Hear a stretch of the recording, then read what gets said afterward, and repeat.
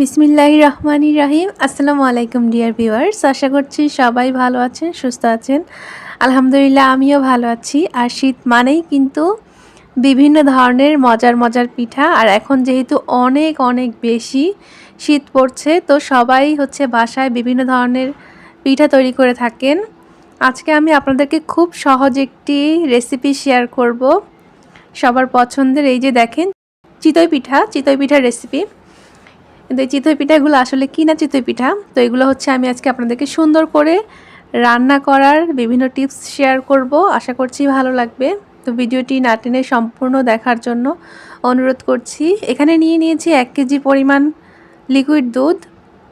আর এই যে চিতই পিঠাগুলো দেখতে পাচ্ছেন, এগুলো হচ্ছে কি না চিতই পিঠা।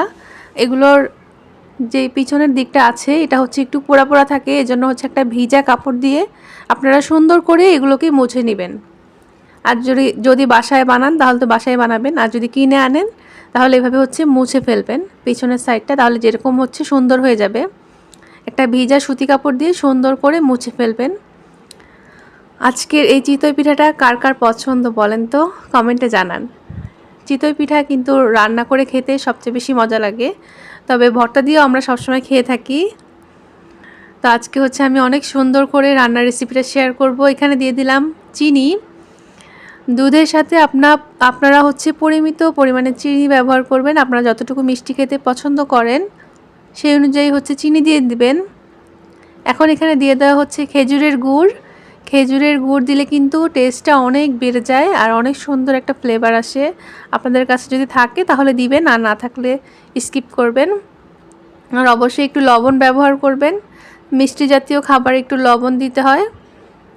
তো সবগুলো জিনিস খুব ভালোভাবে এখানে নেড়ে নেওয়া হলো। তো আমি আজকে 2টা কড়াইতে হচ্ছে রান্নাটা করব, যেহেতু আমার এখানে অনেকগুলো পিঠা।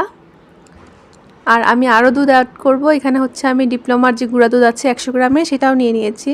তো দুধ আপনারা যত বেশি ব্যবহার করবেন তত বেশি মজা। আর এই যে পিঠাগুলো আমি সুন্দর করে মুছে হচ্ছে রেডি করে নিয়েছি।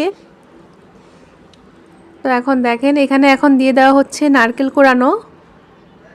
পিঠাতে কিন্তু নারকেল কোড়ানো দিলে খুবই মজা হয়, তো আপনারা চেষ্টা করবেন হচ্ছে নারকেল দেওয়ার।